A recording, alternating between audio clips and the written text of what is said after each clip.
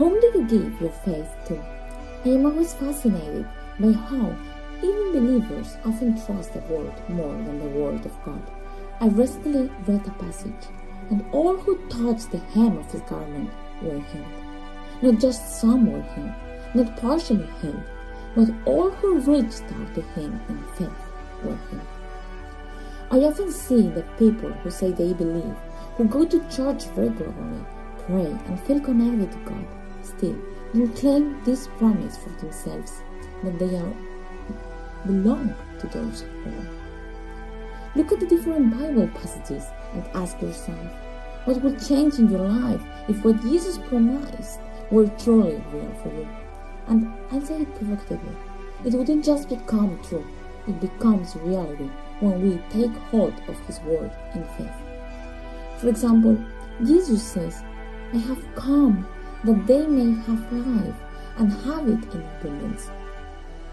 The thief comes to steal, kill, and destroy, but Jesus came so that we may live in its fullness. When will you be ready to believe these words more than what the word shows you? Faith does not mean your circumstances must be perfect for you to trust.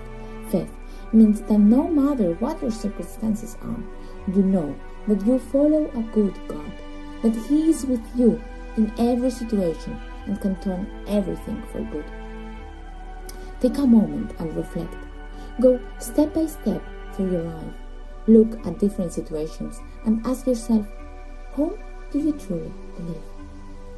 Let me share a personal example. I went to the doctor last week.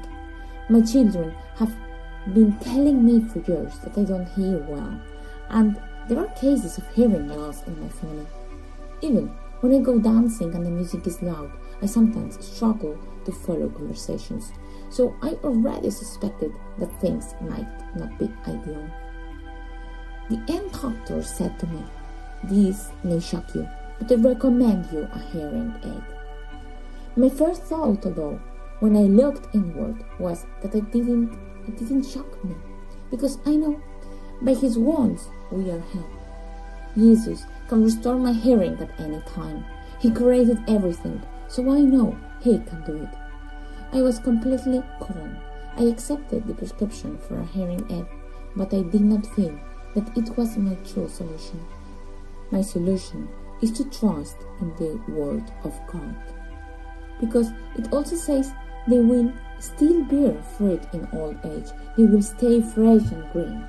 I know that God still has a purpose for me, and I know He will do everything necessary so that I can fulfill this purpose in good health. One part of that is listening to people. That's why I don't believe that God will allow my hearing to deteriorate. That's why I didn't get upset about the diagnosis. I simply know that God has something different planned for me, and His word says something different.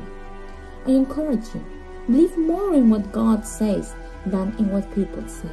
People only see part of the picture. They are limited, but God has no limits. Please embrace the boundlessness of God for your life. God can turn everything for good. Once again, all who touched the hem of His garment were healed. If you're already on the internet, look for testimonies of people in whose lives God is working miracles today. He works them every day. We just need to be ready to receive them. I hope this channel helps you receive more and more miracles in your life.